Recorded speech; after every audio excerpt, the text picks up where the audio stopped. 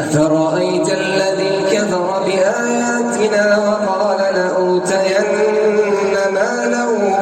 وولدا أطلع الغيب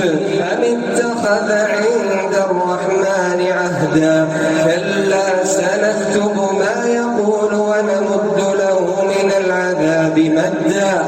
ونرثه ما يقول ويأتينا فردا واتخذوا من دون الله آلهة ليكونوا لهم عزا كلا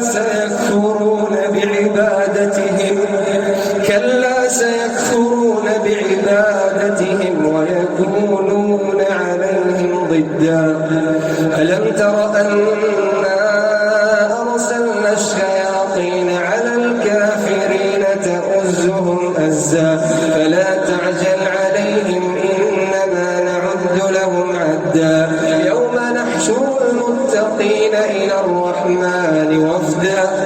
ونسوق المجرمين إلى جهنم وردا لا يملكون الشفاعة إلا من اتخذ عند الرحمن عهدا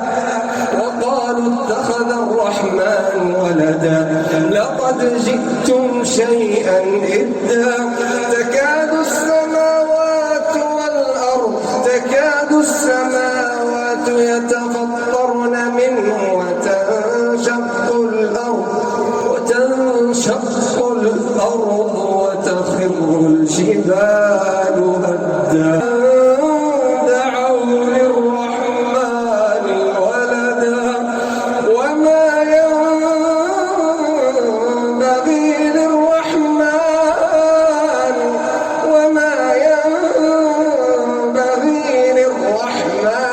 أن يتخذ ولدا إن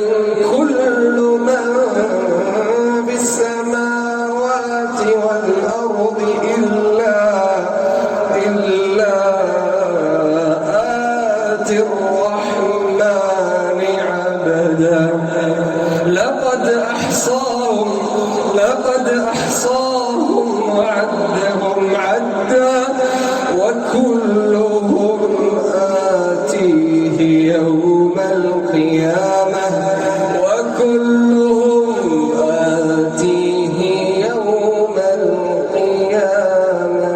فردا إن الذين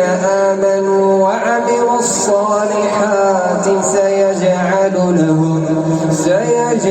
لهم الرحمن ودا فإنما يسرناه بلسانك لتبشر به المتقين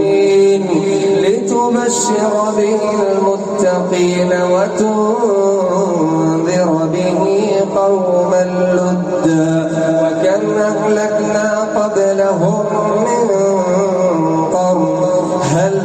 تحس منهم من أحد أو